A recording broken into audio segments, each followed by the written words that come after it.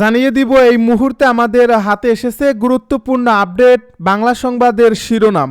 শুরুতেই থাকছে যে 3 ঘটনায় চির ধরছে আওয়ামী লীগ নেতাকর্মীদের মনোবল। এদিকে শেখ হাসিনার পথেই হাঁটছে জামাত। আরও জানাবো ঢাকার সঙ্গে দূরত্ব কাটাতে শেখ হাসিনা হতে পারে দিল্লির ট্রাম কার্ড। সব শেষে জানিয়ে দিব খালেদা জিয়ার অসুস্থতা, তারেক রহমান দেশে ফিরতে পারেন দ্রুতই।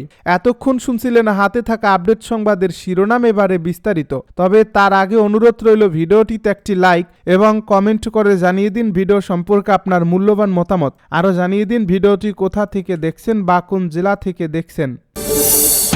যে 3 ঘটনায় চির ধরছে আওয়ামী লীগ নেতাকর্মীদের মনোবল। শেখ হাসিনার মামলার রায় এবং ভল্টে বিপুল পরিমাণ স্বর্ণের খোঁজ পাওয়ার ঘটনায় আওয়ামী লীগ নেতাকর্মীদের মধ্যে পরিস্থিতি নিয়ে নতুন করে আলোচনা শুরু হয়েছে। অনেকেই এইসব ঘটনায় কিছুটা দমে গেছেন। তারা বলছেন মাঠ পর্যায় থেকে ঝুঁকি নিয়ে সরকার বিরোধী আন্দোলন সংগ্রাম করার কারণে তাদের জন্য ক্রমশ ঝুঁকি তৈরি হচ্ছে। গ্রেপ্তার আতঙ্কে তাদের থাকতে হচ্ছে লুকিয়ে। শত শত নেতাকর্মীর বিরুদ্ধে ঝুলছে হত্যা ও দুর্নীতির মামলা, যার ফলে এমন পরিস্থিতির মধ্যে দলীয় প্রধানের বিষয়ে নেতিবাচক খবর তাদের বিব্রতকর অবস্থায় ফেলছে। তাদের মতে উদ্ধার করা স্বর্ণ তার পরিবারের সদস্যদের হলেও এটি আয়কর নথিতে দেখানো হলেও নেতিবাচক আলোচনা কম হতো, যার ফলে পুরো বিষয়টি নেতাকর্মীদের হতবাক করছে। জানা গেছে এসব ঘটনায় আওয়ামী লীগের মধ্যে ব্যাপক প্রতিক্রিয়া তৈরি হয়েছে। দলটির মাঠ পর্যায়ে নেতাকর্মীরা হতবাক হয়েছেন, কারণ সম্পদ অর্জনের বিষয়ে ভেতরে ভেতরে এত কিছু ঘটছে যা তাদের জানা ছিল না। বঙ্গবন্ধুর পরিবারের সদস্যদের আদৌ এসব সম্পদ অর্জনের প্রয়োজন ছিল কিনা এমন প্রশ্ন তুলছেন কেউ কেউ। তারা বলছেন আওয়ামী লীগ কোনোদিনই ফিরে এলেও সম্পদ অর্জনের এসব ঘটনা ইতিহাস হয়ে থাকবে। অনেকের মতে এসব ঘটনা নৈতিক দিক থেকেও দলটিকে কিছুটা দুর্বল অবস্থানে ঠেলে দেবে। বিশেষ করে শেখ হাসিনার নির্দেশে নানাভাবে তৎপর থাকার অংশটির মধ্যে এসব ঘটনা নেতিবাচক প্রভাব তৈরি করবে বলে মনে করা হচ্ছে। বিশ্লেষকেরা মনে করছেন ক্ষমতায় থাকতে শেখ হাসিনা নিজেকে সবকিছুর ঊর্ধ্বে মনে করতেন, যার ফলে এ ধরনের অন্যায় দুর্নীতির খবরে অবাক হওয়ার কিছু নেই। তাদের মতে দলীয় প্রধানের এ ধরনের কর্মকাণ্ড নেতাকর্মীদের মধ্যে নেতিবাচক বার্তা দেয়, তাদের মনোভাব দুর্বল করে। অপরাধ স্বীকার করার মন মানসিকতা সৃষ্টি হলে হয়তো তার দলের রাজনীতিতে কিছুটা ইতিবাচক প্রভাব ফেলতে পারে। পাশাপাশি দলের নেতাকর্মীদের মনোবল চাঙ্গা রাখতে সহযোগিতা করত। কিন্তু একের পর এক ঘটনা সামনে আসায় সেই সম্ভাবনা খুব একটা দেখছেন না তারা। ট্রান্সপারেন্সি ইন্টারন্যাশনাল বাংলাদেশের নির্বাহী পরিচালক ইফতেখারুজ্জামানের মতে তৎকালীন সরকার এবং সরকার প্রধান নিজেদেরকে জবাবদিহি থেকে শুরু করে সবকিছুর ঊর্ধ্বে ভেবেছে, যে কারণে ক্ষমতার অপব্যবহার করে রাষ্ট্র পরিচালনায় মানুষের অধিকার হরণ করে ক্ষমতায় ছিল। আর ক্ষমতায় থেকে তারা চোরতন্ত্র প্রতিষ্ঠা করেছিল। যুগান্তরকে তিনি বলেন, সেই চোরতন্ত্রের শীর্ষে থাকা ব্যক্তিরা অনিয়ম দুর্নীতির জড়িয়ে পড়েছিলেন। এটা সার্বিকভাবে বিব্রতকর, কিন্তু অবাক হওয়ার মতো নয়। অন্তত আমি অবাক নই, কারণ এটা তার ক্ষমতার অপব্যবহারের যে সার্বিক চিত্র সেটার ক্ষুদ্র একটা অংশ।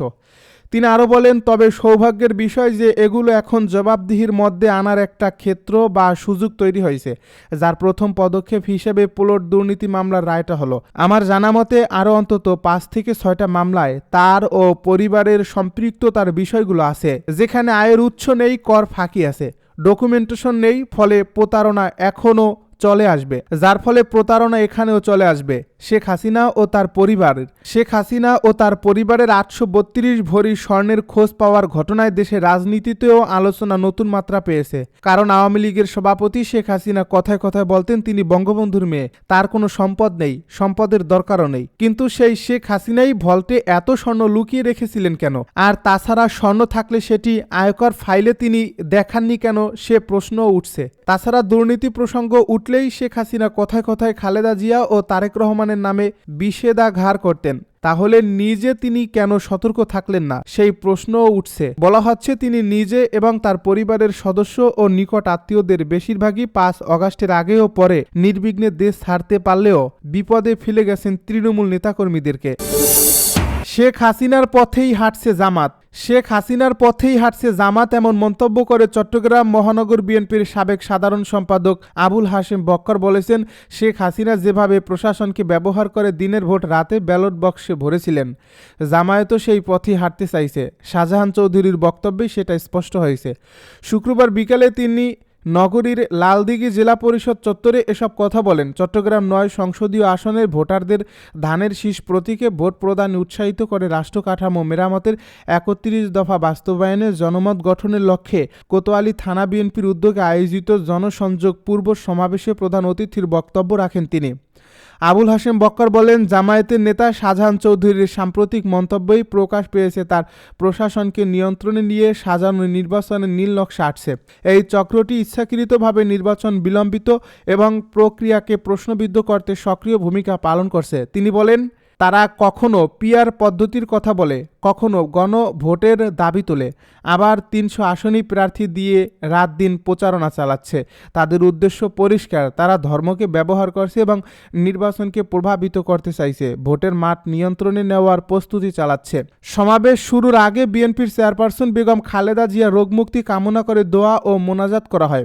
সমাবেশ শেষে আবুল হাশেম বক্কর নেতাকর্মীদের সঙ্গে নিয়ে লালদিঘির পাড় থেকে গণসংযোগ শুরু করে বকশির বিট হয়ে আমদারকিল্লা মোড়, চেরাগি মোড় হয়ে প্রেস ক্লাবের সামনে গিয়ে সংক্ষিপ্ত সমাবেশ করেন।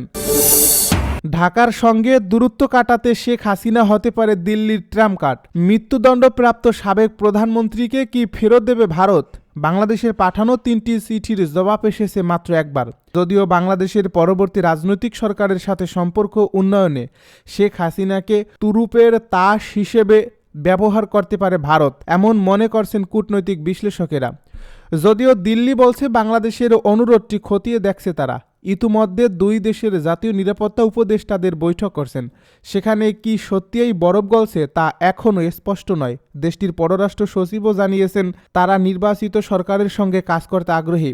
তবে অন্তর্বর্তী সরকার দায়িত্ব নেবার পর যে দূরত্ব তৈরি হয়েছে তা কাটিয়ে ওঠার উপায় কি, সেই জটিল প্রশ্নের উত্তর এখনও অধরাই। যদিও আন্তর্জাতিক সম্পর্ক বিশ্লেষক পারভেজ করিম আব্বাসী চ্যানেল 24কে বলেন, দূরত্ব কাটাতে শেখ হাসিনা হতে পারে দিল্লির তুরুপের তাস বা দর কষাকষির পাত্র। সম্প্রতি ভারতীয় দৈনিক দ্য হিন্দুকে লিখিত ইন্টারভিউ দিয়েছে সাবেক পলাতক প্রধানমন্ত্রী। ভারতীয় সিনিয়র সাংবাদিক কল্লোল ভট্টাচার্যের মতে, বাংলাদেশের রাজনীতিতে শেখ হাসিনা ডেড হর্স, নেই অতীতের জন্য অনুশোচনাও। এর ফলে দিল্লি বাংলাদেশের রাজনৈতিক সরকারের হিসেবে পিছিয়ে থাকবে দর কষাকষিতে। খালেদা জিয়ার অসুস্থতা, তারেক রহমান দেশে ফিরতে পারেন দ্রুতই। বিএনপি চেয়ারপারসন ও সাবেক প্রধানমন্ত্রী বেগম খালেদা জিয়ার শারীরিক অবস্থা সংকটাপন্ন হওয়ায় লন্ডনে অবস্থানরত দলের ভারপ্রাপ্ত চেয়ারম্যান তারেক রহমানের দেশে ফেরার সম্ভাবনা জোরালো হয়েছে। দলীয় সূত্রগুলোর মতে, পূর্ব পরিকল্পনা বদলে তিনি জরুরি ভিত্তিতে দেশে ফিরতে পারেন, যদিও নির্দিষ্ট তারিখ এখনও নিশ্চিত করা হয়নি। বর্তমানে বেগম খালেদা জিয়া রাজধানীর এভার কেয়ার হাসপাতালে সিসিইউতে চিকিৎসাধীন। তার গুরুতর অসুস্থতার খবর বিএনপি নেতাকর্মীদের মধ্যে গভীর উদ্বেগ সৃষ্টি করছে। লন্ডনে থাকা তারেক রহমান ও তার স্ত্রী ডাক্তার জুবাইদা রহমান সার্বক্ষণিক খালেদা জিয়ার শারীরিক অবস্থার আপডেট নিচ্ছেন। মেডিকেল বোর্ডের সদস্য হিসেবে ডাক্তার জুবাইদার চিকিৎসা সংক্রান্ত রিপোর্টও নিয়মিতভাবে পাচ্ছেন। এদিকে প্রয়াত আরাফাত রহমান কোকোর স্ত্রী সৈয়দা শামিলা রহমান এবং খালেদা জিয়ার ছোট ভাই শামীম ইস্কান্দার হাসপাতালেই অবস্থান করছেন। শুক্রবার বিকেল ও রাতে 2 দফায় বেগম খালেদা জিয়াকে দেখতে হাসপাতালে যান বিএনপির মহাসচিব মির্জা ফখরুল ইসলাম আলমগীর। বিএনপির বিভিন্ন স্তরের নেতাকর্মীরা রাতভর হাসপাতালে ভিড় করেন এবং চেয়ারপারসনের সর্বশেষ অবস্থা জানার চেষ্টা করেন। এ পরিস্থিতিতে তারেক রহমানের দ্রুত দেশে ফেরার সম্ভাবনা আরও জোরালো হয়েছে বলে দলের একাধিক সূত্র জানিয়েছে। আগামী ডিসেম্বরের শুরুতে জাতীয় সংসদ নির্বাচনের তফসিল ঘোষণার কথা রয়েছে। সে প্রেক্ষাপটে ডিসেম্বরের প্রথম সপ্তাহে দেশে ফেরার বিষয়ে তারেক রহমানের পরিকল্পনা আগে থেকেই আলোচনায় ছিল। বিএনপির উচ্চ পর্যায়ের একটি সূত্র জানায়, তিনি দেশে ফিরে ভোটার হবেন এবং নির্বাচনী প্রচারেও সক্রিয়ভাবে যুক্ত হওয়ার প্রস্তুতি নিচ্ছিলেন। দলীয় সূত্র আরও জানায়, 17 বছর পর দ্বিতীয় শীর্ষ নেতার প্রত্যাবর্তন ঘিরে তার নিরাপত্তা, বাসভবন সংস্কার, অফিস প্রস্তুতকরণ সহ সব ধরনের প্রস্তুতি আগেই সম্পন্ন হয়েছে। পরিকল্পনা ছিল ওমরা পালন শেষে সৌদি আরব থেকে লন্ডনে ফিরে